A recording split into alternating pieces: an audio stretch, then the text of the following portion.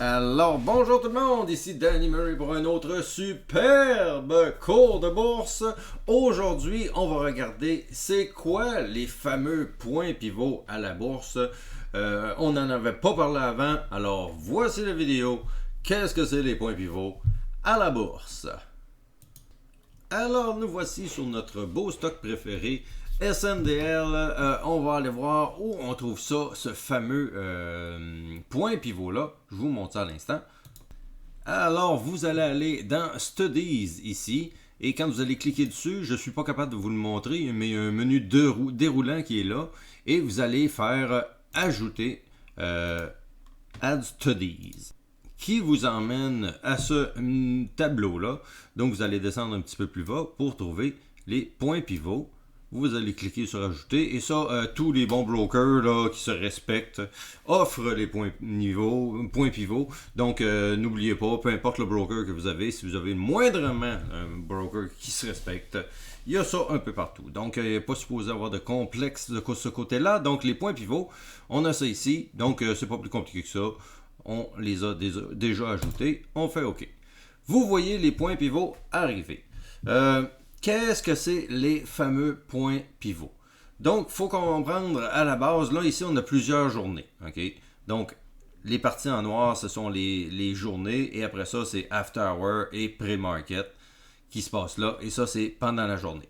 Donc, la partie importante, c'est pendant la journée. Et il faut savoir que les points pivots qui sont ici sont calculés par rapport à la journée précédente. Donc, c'est toujours la même chose. Les points pivots que vous voyez ici sont calculés selon cette journée-là. Ceux-là qui sont ici sont calculés par rapport à cette journée-là. Donc, vous voyez, c'est toujours la journée précédente. Comment se fait ce fameux calcul? Ce calcul ici que vous allez voir, c'est assez simple pour avoir le point pivot central. Puisque là, ici, on va avoir un point pivot central qui est le beige, jaune, rouge, ou peu importe la couleur bâtard qu'on a là. Cette ligne-là est calculée à chaque matin. Donc, vous allez arriver, on a fait la journée au complet, les calculs se sont faits, et le calcul qui est exactement le prix de le plus haut du jour, donc qui est à peu près ici, plus la partie la plus basse du jour, qui est ici à l'ouverture, et on ajoute aussi la fermeture dans ce calcul-là. Donc, le plus haut du jour, le plus bas du jour et le prix de clôture, tout ça additionné, et on le divise par 3, nous donne une valeur. Donc, cette valeur-là, ici, a été calculée ici. On n'a pas de chiffre, ou peu importe, c'est pas important avec le chiffre, mais ce qui est important, c'est plus pour la journée que l'on va trader ces fameux points pivots-là. Alors, si on continue dans les calculs complexes, je vais vous expliquer comment on calcule les supports et les résistances. Puisque là, on a le point pivot central. Ce qu'il y a au-dessus se trouve des résistances et ce qu'il y a en dessous, ce sont des supports. Donc, on a le point pivot qui est ici. Et ça a une valeur. Donc, là, dans le cas ici, à peu près 93. Donc, on a notre chiffre 93. Le support que l'on a ici, c'est assez simple pour le calcul. Vous allez faire 2 fois le point pivot, donc 2 fois le 93. Mais c'est pas vous qui le faites, tout se fait automatiquement, là, on s'en fout. Là. Je vais juste vous expliquer la logique de la chose, parce que moi, quand je comprends rien, j'aime pas bien ça quand c'est trop dans le néant. Donc, il faut que je sache d'où vient cette ligne-là. Sans faire une recherche infuse là-dessus, là, mais quand même, il faut que je sache qu'est-ce que c'est le point pivot. Et ça ici, ben c'est ça. C'est 2 fois le point pivot plus la partie la plus haute. Et là, on va encore une fois avoir une valeur. OK? Et à partir de là, alors c'est bel et bien 2 fois le pivot moins le haut du jour donne le support du jour d'après. Donc, 2 fois le pivot moins le haut du jour donne le premier support. Le deuxième support, autre calcul, c'est des calculs un peu dans le néant. Là. Donc, c'est encore une fois, on a le pivot et on va avoir le haut du jour. Donc, c'est le pivot moins le haut du jour et moins le bas du jour. Donc, il est ici. Donc, il ne faut pas oublier, là, c'est vraiment sur le graphique. Là. Donc, ce deuxième support-là est le pivot, moins le haut, moins le bas. Donc, donne une valeur. Et après ça, il y a d'autres calculs, mais vous voyez un petit peu, c'est un petit peu du n'importe quoi. Mais quand même, on a un calcul avec des supports et résistances. Vous faites la même chose pour les résistances. La logique en arrière du fameux point pivot. Le point pivot, habituellement, quand on va être au-dessus, on dit en théorie qu'on devrait être acheteur parce que c'est en hausse par rapport à son fameux point pivot, le point pivot central. Et quand on est en dessous, théoriquement, on devrait soit shorter ou ne pas regarder ce stock-là, puisque théoriquement, on est dans une session baissière par rapport au jour précédent. Donc, le point pivot là qui a été calculé avec la journée d'avant, le plus bas plus le plus haut et la clôture divisé par 3, on arrive avec cette barre-là. Cette barre-là est importante pour la journée, puisque un trader, nous, habituellement, quand on trade, si on trade cette action-là le jour d'avant, on sait très bien que le jour d'avant, la résistance était à peu près à ce niveau-là et que c'est un niveau important. Et on va avoir des niveaux dans la tête.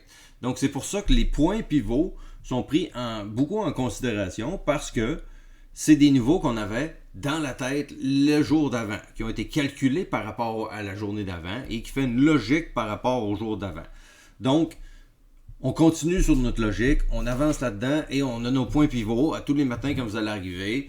Vous avez vos points niveaux qui sont calculés par rapport à hier et vous pouvez vous amuser à vous dire moi je vais jouer les résistances, les supports et blablabla. Comme vous voyez par exemple, si on zoome un petit peu sur cette partie-là, oups, 2 petites secondes, on vient de nous perdre ça. Donc, nous voilà de retour sur une journée. Quand on arrive et on a notre niveau central, donc vous voyez la fameuse ligne brune-rouge, peu importe,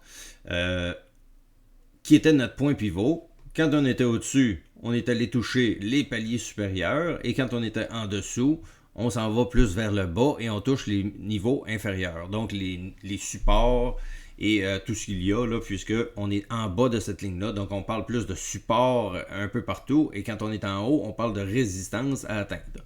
Donc, le point pivot, c'est quand même assez simple. C'est des niveaux qu'on va trader pendant la journée qui sont en théorie assez importants.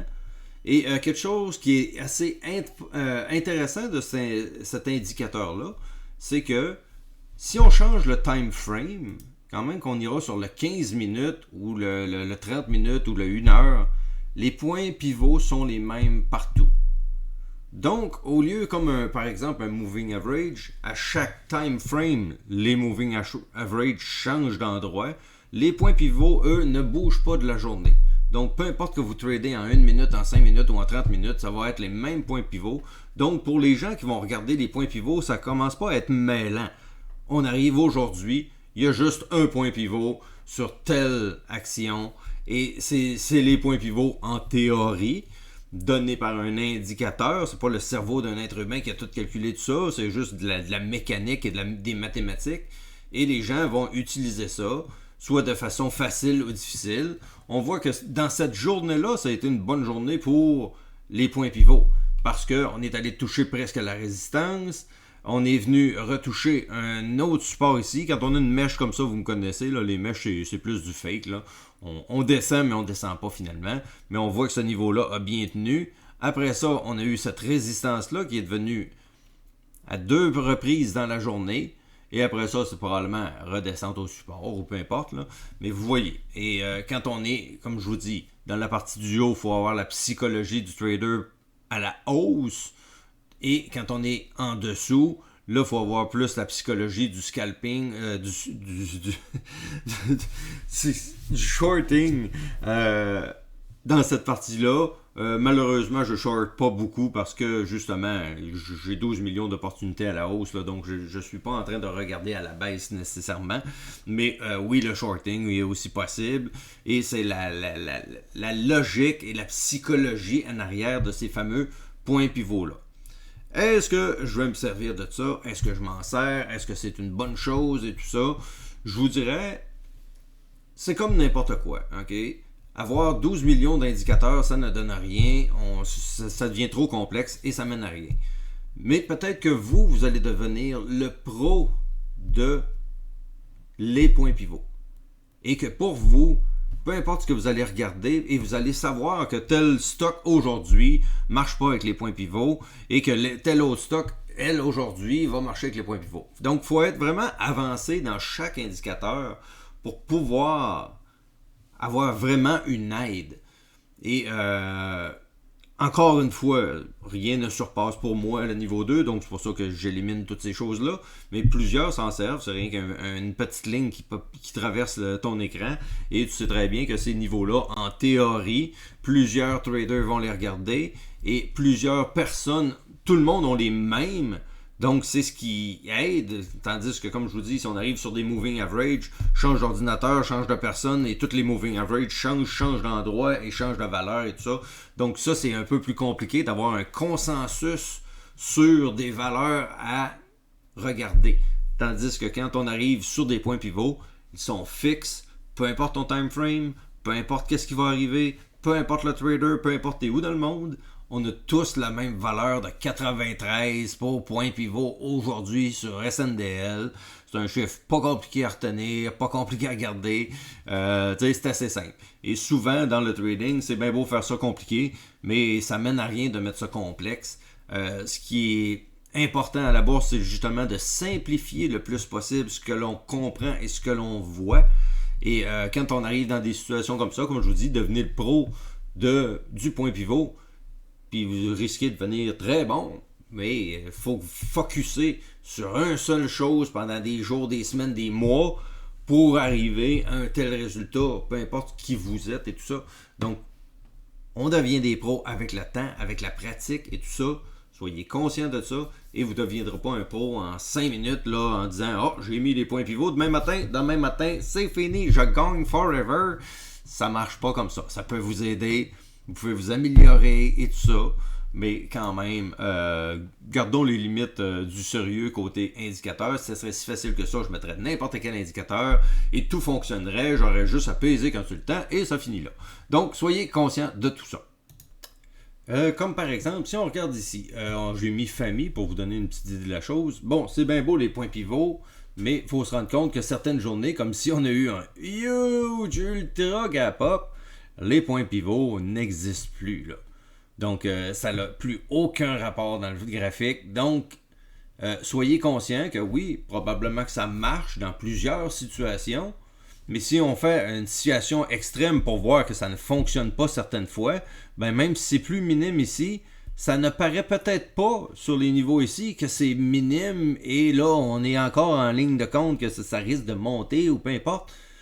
Mais comme vous voyez, les gap up vont influencer beaucoup ces niveaux-là et les gap down aussi. Et ça se pourrait que dès qu'on a des gaps, ça détruit la logique des points pivots à un certain point. Donc, à faire attention. Les points pivots probablement sont très bons dans certaines situations et absolument dégueulasses pour d'autres situations. Donc, à faire attention. Comme je vous dis, il n'y a pas de solution miracle. Voici des situations où ça ne marche pas du tout et il y a des situations où probablement ça marche ultra bien. Et comme je vous dis, il y a comme un consensus parce que le chiffre n'est pas dur à comprendre et on n'en a pas 50 à calculer aujourd'hui. Tous les traders ont tous la même valeur. Ça a une grosse valeur là, en tant que trading. Parce que si on regarde tout le 93, et quand le 93 décide, par exemple, de casser, ou peu importe qu'il se passe quelque chose à ce niveau-là, on a tous le même 93. Personne pour lui, c'est le 90 à casser. Tout le monde sait que c'est le 93. Donc, ça aide beaucoup, beaucoup à renforcer un indicateur. Donc, il doit être quand même assez puissant comme indicateur, comme support et résistance à voir. Donc, gardez ça en tête. C'est quelque chose qui peut peut-être être utilisé. Et pour moi, ça va mettre un terme à cette petite vidéo de base sur les points pivots. J'espère que vous allez avoir apprécié et que ça n'aura pas été trop compliqué pour rien. Si oui, vous pouvez m'exploser les beaux pouces bleus parce que je suis un YouTuber puis je vais fou avec les pouces bleus. Et n'oubliez pas que si vous voulez supporter mon travail, les petits commentaires sont les bienvenus. C'est ce qui m'aide à progresser sur YouTube et c'est le but de faire ces vidéos-là. Progresser sur YouTube. Donc, je vous remercie beaucoup les amis. en espérant que ces